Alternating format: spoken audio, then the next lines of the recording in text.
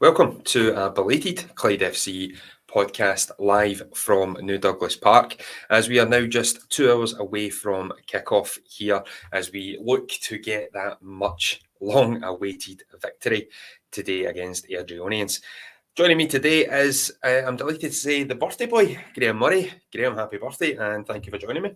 Always a pleasure. I don't appreciate you bringing up my birthday because I don't want to be reminded what age I am, but thanks for the sentiments anyway. Yeah, there's a nasty rumour you were 46 the last time Clyde won a game. Yeah, I was. So you can fill in the blanks there, folks. But no, thank you very much for joining me, Graham. We did catch up last weekend, last Saturday night, following the very late defeat to Alloa. Today is following on a big news announcement earlier in the week, which I don't think was necessarily a shock. I think this previous statement kind of hinted at what may be coming. However, this is officially now the post-Danny Lennon era at Clyde. Danny was in charge from 2017, I believe, November 2017. Yeah, 5 years. At a point where we were second bottom of the Scottish League 2, and he leaves us a full league place above that. In that time, we have had some incredible positive memories, none more so than the promotion season. Graham, your thoughts then on the news? Combination of a few things, I think. Thank you first and foremost for the majority of the work that Danny did do for us, as you mentioned there. Came in kind of similar circumstances that we're in just now, where what was before us wasn't working, and he came in and very, very quickly turned things around, identified where we were failing. I think we started off with 4 0-0 draws. 4 or 5, I think. Yeah, 5. And then from there, we missed out in the last game of the season from actually entering the playoffs. So maybe some scope for hope that that can be achieved coming forward. Yeah. But yeah, he was...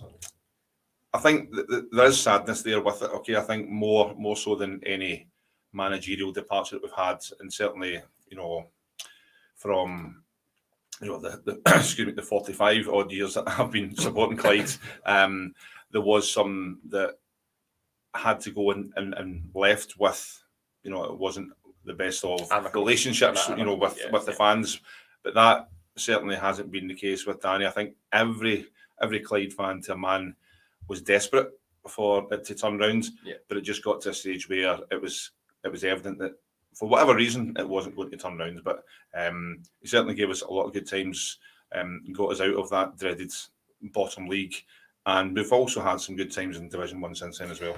Yeah, I think we'll pick a highlight other than the promotion season, if I can test your memory in your now older age. Mm-hmm.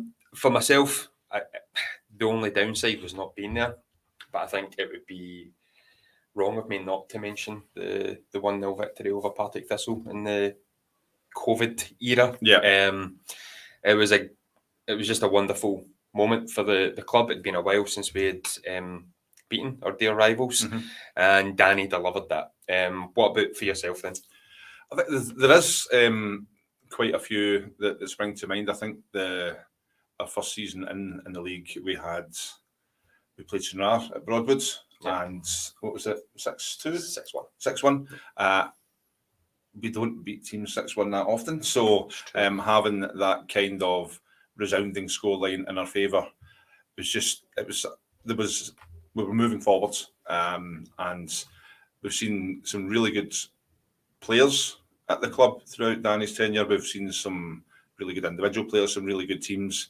But yeah, I think that one there was just, wait a minute, we're onto something here. Yeah. The COVID side of things probably made it hard for Danny as well, because you look at the way that the fans, when things are going well, and even we talked about it last Saturday, when things are not going well, when there's effort and application there, the fans really do play a significant part in how the team performs. So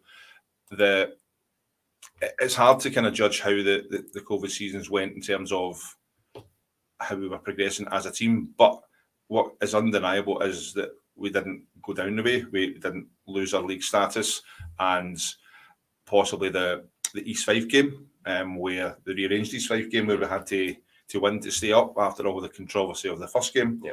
That was a very sweet game as well for us. Yeah, but yeah, there's lots of positive memories, and if you do want to let us know of your favourite, say, single match or memory of the Danny Lennon era at Clyde, please do leave it in the comments, and we'll bring it up on screen, and we'll read it out as well for our audio listeners.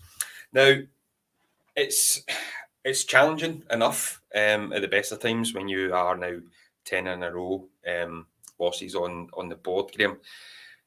Airdrie managed to put an end to their own recent run of poor form with a resounding victory over Montrose last weekend. It's not what we needed to see. What do we need to do today?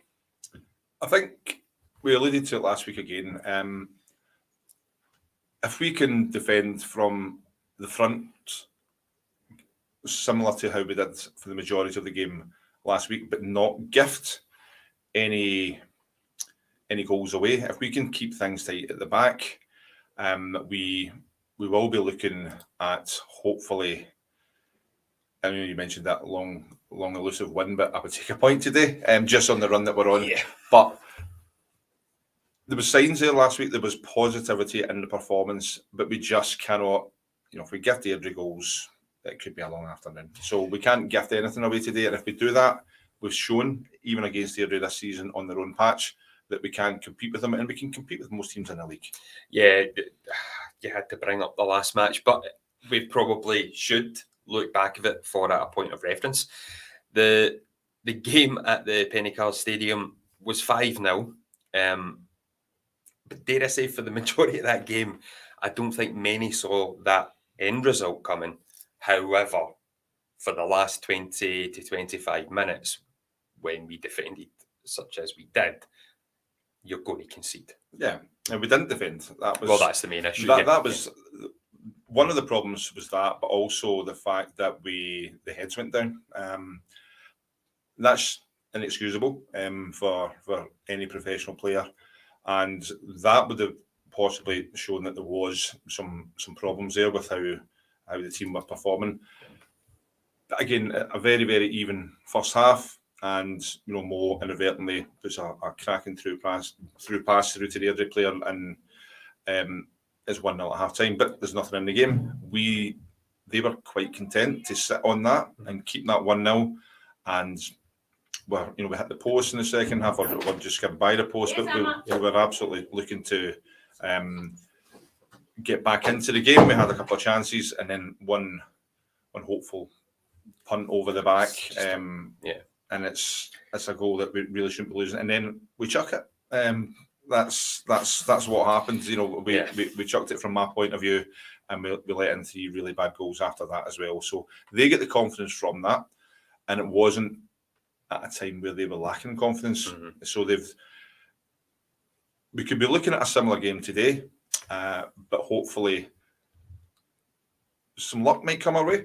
We might get, one of their midfield players putting a cracking through pass through to Curtis Roberts or Ross Cunningham, and we take advantage of it, because we're doing okay recently to get back into games. Mm-hmm. We've equalised certainly the last two games, but let's get ourselves in front. Yeah. Let's see how we perform with getting our noses in front and getting maybe a little bit of confidence from it. Okay, so no silly goals away. Try and get the initiative, get the first goal, and let's see how it goes. Yeah, I think it would suit us better as well. I think if we do take the lead in a game, teams will automatically have to then come out, and then that opens up the space for the counter-attack, which I know we like to refer back to the first 3 games of the season, but it's the only real happy moments we've got this term.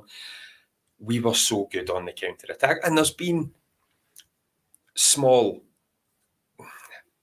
nuggets of that from time to time. I'm trying to think of the right terminology here, but it's not been consistent. No, but from you can see that we could still be a threat on the counter. Yeah, but having a lead to defend and draw a team out onto us first and foremost would at least allow us to hopefully utilise that.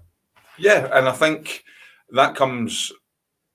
That there's no, secret in the fact that when there's a fear of being able to do that, there's a fear of making mistakes, and there's a fear of not going gung-ho with it, but having the confidence just to head down, up the wing, put the ball in the box, and let's see what happens, because we're coming from a place where the fear is there because we're a goal down, because we've gifted a goal. So we do have it in us, but we can't, I understand your point, but we need to not use the first 3 games as an example, and we need to start again, because we need to get back to basics from the back by defending from the front, which sounds a little bit back to front, but it's front to back. We need to do that. We need to help out the defenders. I think in the last 2 games, the much maligned defence have actually been fairly solid, but we're gifting goals. There's still been 4 goals conceded in those games. So we touched upon the surprising setup, shall we call it, last week, with Curtis Robertson and far more advanced, almost playing as a second striker. Fitness pending, because he did come off, I think, 5 to 10 minutes to go last week. Would you like to see Curtis deployed in a similar role today? You've obviously still got Jordan Allen waiting in the wings, who I'm sure would love to score against his old team as well. Absolutely. I mean, out of all the starting 11 last week, the most deserving to retain their place, the first name on the team sheet this week, would have to be Curtis Roberts if fit, and because it worked. It worked. It was, he was voted the man of the match on the Clyde owners website, but he was somewhat of a revelation on a fairly typical Alloa day. But it was one of these games where we didn't see that coming, and it gives us a little bit of hope, because that's what we're scratching for just now, just that little bit of hope. And he's certainly, as I said, he has earned the right more than anybody to have that, him to be the first name in the team sheet. So we do need to look at the left-hand side of midfield today as well. We will be missing Paul Kennedy through suspension. The left-hand side was actually okay last week. I thought Alloa, when they did attack, I think we touched upon it, it seemed to very much be aimed down the right-hand side. We got the first goal from that. The left-hand side today of midfield, who would you then like to see? It's a really difficult question to answer, because the automatic one that I would be thinking would be Andy Rodden, but he's injured. So we've seen Mo deployed there at times as well, and he's not a left-hand side midfielder. And he probably would benefit from getting back into his more natural position. I know he came on at half-time last week. I have no idea is the simple answer to that. If we're looking to get, fast counter-attacks on the break, then why not try, because we've not got a natural left-hand, midfielder, Connor Duthie obviously would walk into that position. But why not try, for example, Liam Scully in there? I know he's right-footed, but it does give us some pace. We can cut inside, we could switch it about with whoever's playing right-hand side of midfield. Make Airdrie think about it a little bit, maybe play a little bit narrower.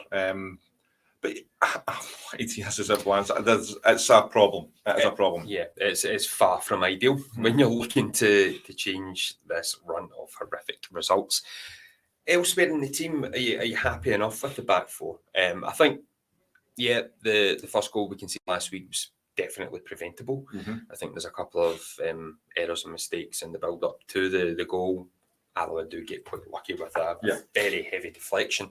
I never appreciated actually just how big of a deflection it was until I saw the highlights. That's the type of luck we need as well. We did touch upon the penalty shouts as well, but from the actual personnel, I think we were fine last week. On the whole, I think it was fine. We were very unlucky not to get a point. Would you be, Paul Kennedy aside, looking to see the same setup? Personnel is obviously an issue. We've got some, injuries, notable injuries and suspensions there as well. Personally, I would like to see, and I probably just jinxed them there as well. I would like to see Liam Scully in start, preferably in his natural position, but that might not be able to be accommodated. If Barry Cuddy's fit, I would think about possibly putting him back to his best position, which in my opinion is right back, and have a look at that side of the park as well.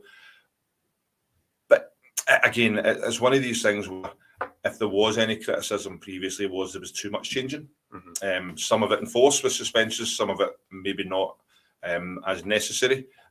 We need to get back to a system where we're consistent, and that's the door closed. But we're consistent in our selection as well, so that we're going to have a formation. If we've got all our players available, that we have a formation, we stick to it and we make it work, rather than possibly looking at Airdrie today and say, we'll play him there to counter him. We'll play him there to try and combat that. We're at home today. We should be looking to take the onus and get the initiative. And yeah,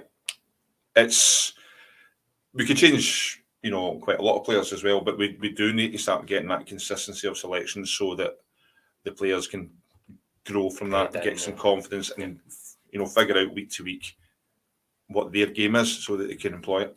Yep, absolutely. So just looking at some of the comments coming in, got John Finney. I hope I pronounced your name correct there. Danny was a class act, but his magical touch seemed to depart him. Andrew's getting in some of his favourite memories. Got Bonnie Rigrose result in the Scottish Cup. That was a massive result in many different aspects. Yes. Obviously, we went on to draw Celtic in the next round. We do have the Scottish Cup match against Dumbarton coming later this month, which has very similar, probably, undertones to it, but we'll cover that closer to the time. And Andrew, not content with just one match, he's thrown in the first match against Falkirk when we moved up. I think that was the Darren Lee Smith wonder goal game. So that was the away games, because I think we just basically gubbed Falkirk every game that season. It was, yeah. But again, I remember Matt Lamont scoring a cracking goal. Possibly might have been the first game we played against them that season, and then we went there and Dan Smith's goal. But we performed very well against Falkirk that year, and there's so many, as has been mentioned there, tactical masterclasses there. So there's definitely been some really good highlights within that as well. And the Falkirk games, the Bonnie, a great atmosphere at that game, really was. Wonderful. And horrible day. Pitch was old school junior, very much so. If you want to call it that. It was something else. It was, but with that, you take the Bonnie game, you take the Clyde Bank game as well, and we want to forget about that one. So with the cup coming up, we want to get back to hopefully getting something that can get us a tasty wee draw. Right, John's get the tactics sorted for the day. Route 1 football, big Eric Sulla up front, pump the ball up to him and win the second ball. Your thoughts? It's something we've not tried. We've got obviously quite a lot of people that will say one week that 3-5-2 worked great, and then the next week and say 3-5-2 doesn't work.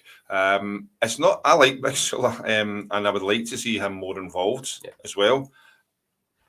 We've not seen him as an attacking threat. I think one area of the park today that I would not look to kind of tinker with, because it worked well last week, was up top. So the core of the team last week was good. It's certainly something that if we're looking to get an equaliser or even a last minute winner, I have no objection with that at all. But we've got some football in there. We've got some pace. I would possibly try and utilise that first, but let's see how the game goes. Let's just win.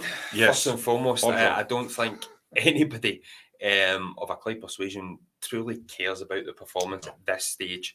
It's about getting points on the board and hopefully clawing the gap to those above us, rather than keep peering over our shoulder as to what Peterhead are doing. Now, I unfortunately forgot to brand our sponsor today, so apologies, Tony. However, you are now on screen. Just a big, massive thanks, as always, to our sponsor, Tony Flynn Mortgages, Scotland's soundest broker. At this time, you're looking for a mortgage deal. Advice is so important. So why not assist the Clyde Community Foundation by giving Tony a call and quote Clyde FC podcast, and the foundation will benefit to the tune of £100. So the foundation benefit and you benefit from Scotland's soundest broker giving you the advice you need at this time. So Graham, that takes us up quite nicely to 20 minutes. I'll let you go and get your birthday cheeseburger from the fan zone. Thank you all for getting involved. Thank you for listening as well. Once this show has finished, we will get the audio file released for you. Good luck to the boys today, as always. If you're coming along, as always, get right behind the boys, and hopefully today is the day And who knows, maybe the fireworks tonight will be a celebratory one, and we're not just chucking another result in the bonfire. Exactly, and hopefully there's not too many fireworks on the park apart from the Clyde. Yes. So a couple of rockets into their net. Absolutely. There we go. Right, is that enough puns for us? That's enough for me. That'll do. Thanks everyone, and until next time, come on the Bully Wee. On the Clyde.